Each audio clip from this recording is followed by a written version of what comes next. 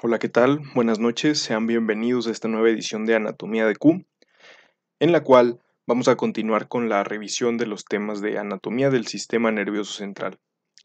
En este caso toca turno de revisar generalidades, ¿sí?, de lo que es la médula espinal. Está con ustedes Rodrigo y pues bueno, vamos a darle comienzo a esta revisión.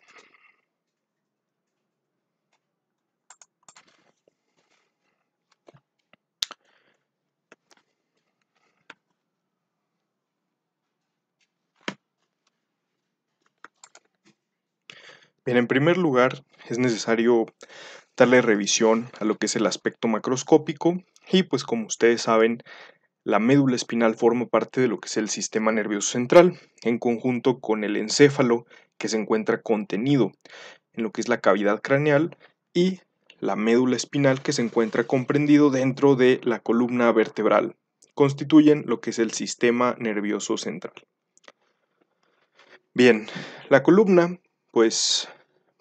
médula tiene forma cilíndrica y en ella vamos a detectar estas dos prominencias, ¿sí?, estos dos ensanchamientos que van a recibir el nombre de intumescencias, una siendo cervical, superior, y una siendo lumbar o caudal.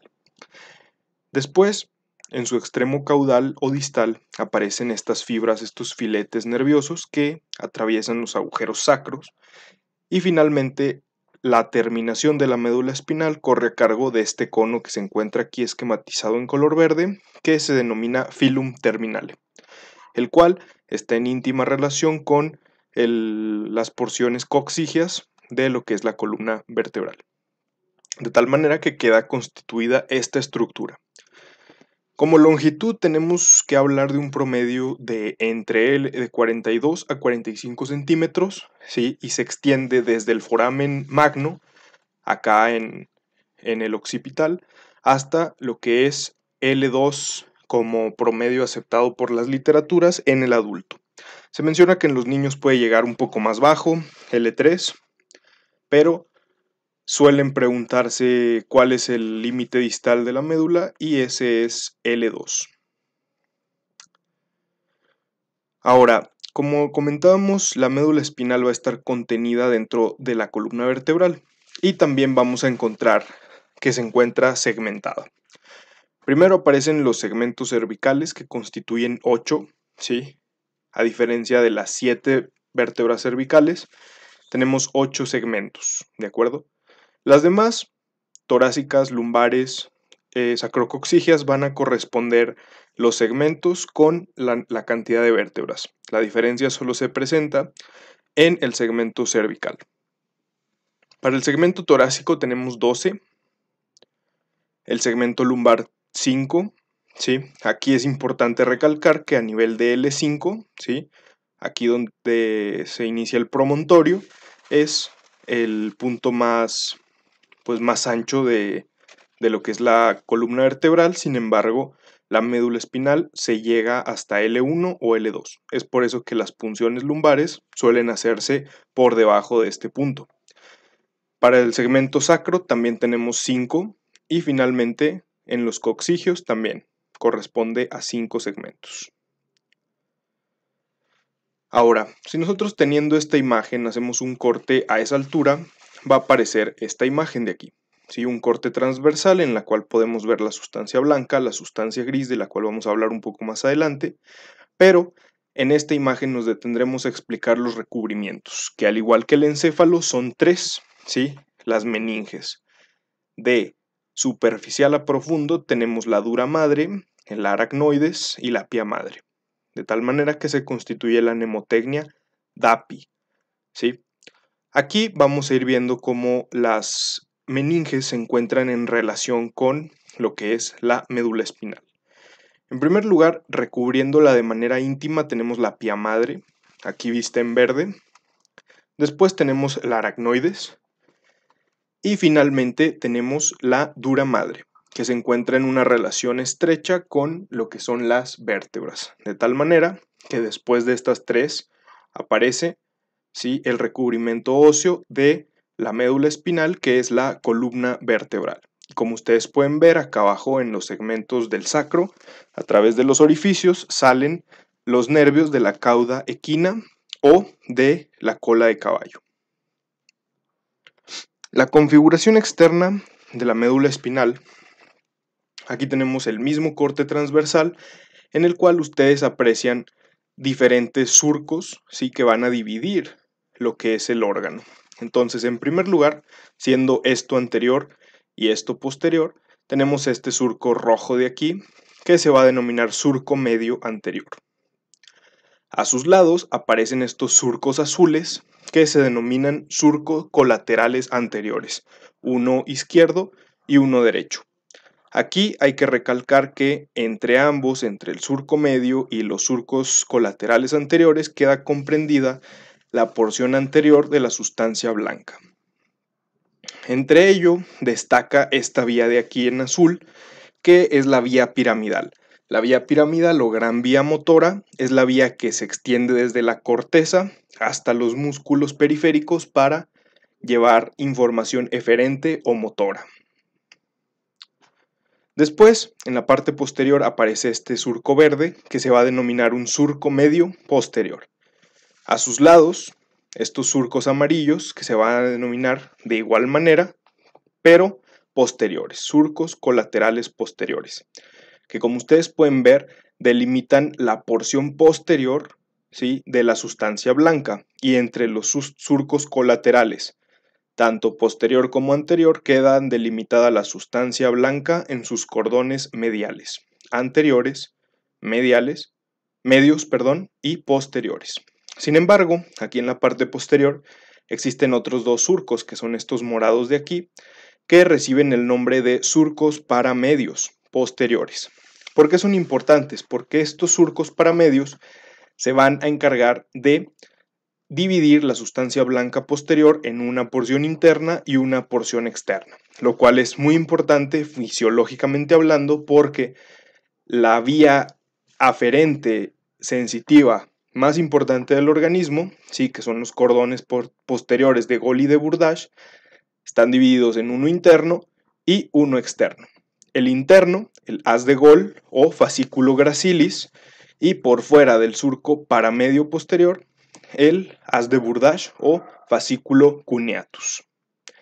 De tal manera que la sustancia blanca posterior, comprendida entre el surco colateral posterior y el surco posterior medio, ¿sí?, se queda dividida en dos por el surco paramedio posterior, una interna de Gol y una externa de Burdach.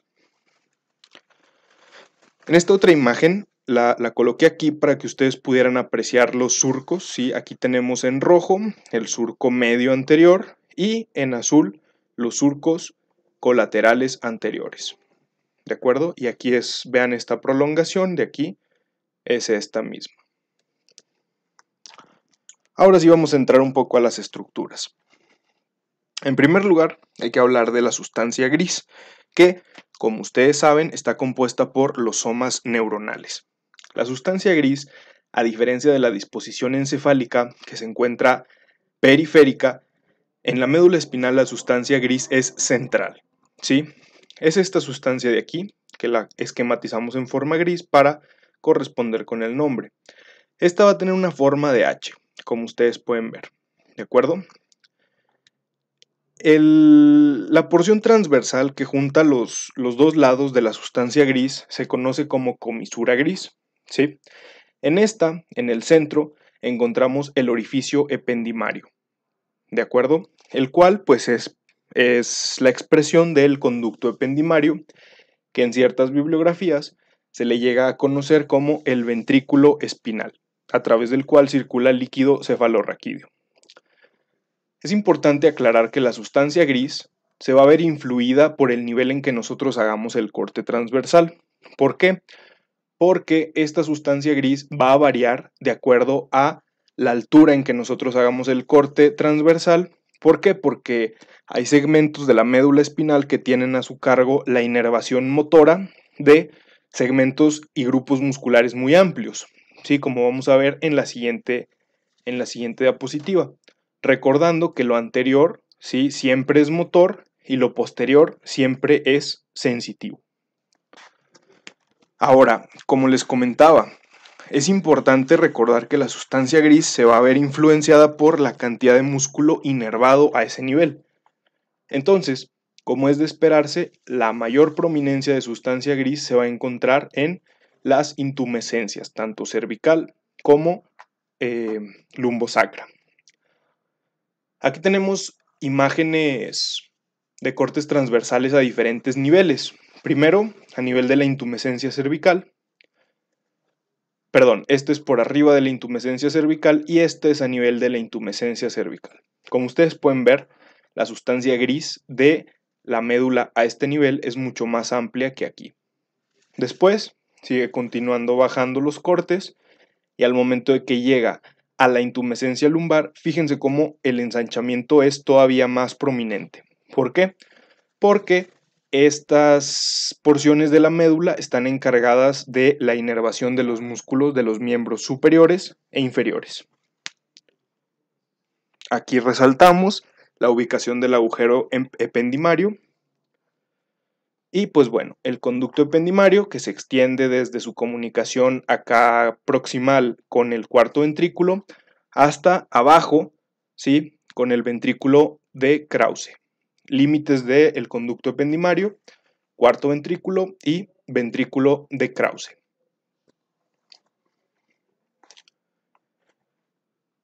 Respecto a la porción sensitiva, sí, tenemos que el cuerpo recibe información sensitiva desde diferentes receptores. Tenemos los usos musculares, los receptores a nivel de piel, receptores para dolor. El punto es que todas estas aferencias sensitivas eventualmente van a trasladarse y llegar a la porción a la porción posterior de la médula espinal. Todas las aferencias, toda la información que viene de afuera hacia adentro llega a la parte posterior de la médula espinal. La información viaja a través de los nervios, sí, que en sistema periférico, si son nervios con mielina, está dado a cargo de las células de Schwann. Sin embargo, cuando llegan al sistema nervioso central, estas células cambian a ser oligodendroglia. ¿De acuerdo? Existe un punto en que las células de Schwann cambian por células de oligodendroglia. Este punto de intercambio, de fusión, recibe el nombre de zona de Redlich-Obersteiner. ¿De acuerdo? Zona de Redlich-Obersteiner. Aquí la podemos ver en otro esquema, como viene el nervio periférico con las células de Schwann y la zona en donde las células de Schwann se intercambian por oligodendroglia. Esta línea de aquí es denominada zona de Redlich-Obersteiner o Root Entry Zone. Finalmente, la sustancia blanca, pues, bueno, como ya estuvimos revisando con los surcos, las divisiones, pues va a presentar 3 cordones. Cordones de sustancia anterior, media y posterior, delimitadas por los surcos de los cuales ya habíamos estado hablando. En primer lugar, la sustancia anterior delimitada por el surco medio y los surcos colaterales anteriores, los cordones medios de sustancia blanca delimitadas por los colaterales anteriores y colaterales posteriores, y finalmente la sustancia blanca posterior delimitada por los colaterales posteriores y el surco medio posterior.